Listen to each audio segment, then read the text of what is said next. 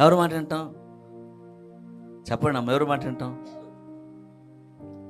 ఎవరి మాట అయితే వినకూడదో, ఎవరి మాట అయితే మనం వినకూడదో వారి మాటే వింటాం, వారి మాట ఫాలో అవుతాం. నేను అంటున్నాను, దేవుడు మనకి ఇచ్చిన మాట బైబిల్లో ఉంది. బైబిల్ చదువు. నేను అందుకే ఫస్ట్ వచ్చి చదివించాను. ఆయన నీ మీద దృష్టి ఉంచి నీకు ఉపదేశము, నీ వెళ్ళవలసిన మార్గాలు ఆయన నీకు బోధిస్తాడు. అది బైబిల్లో ఉంది. యెహోవా మాట విను. ఈ మాస్క్ చేయబాక, నటించబాక. ఏ నటన ఇది? ఏ ముసుగు? వినకపోయినా బయటకి ఎట్ట కనపడతాం? బయట ఏంటి ఎట్టుండా కానీ ఆయన దగ్గరికి వచ్చేసరికి ఎట్టుండాలి? ఆటోమేటిక్గా నిజమో రావాలి. కానీ ఎట్ట వస్తుంది? ఏమొస్తుంది?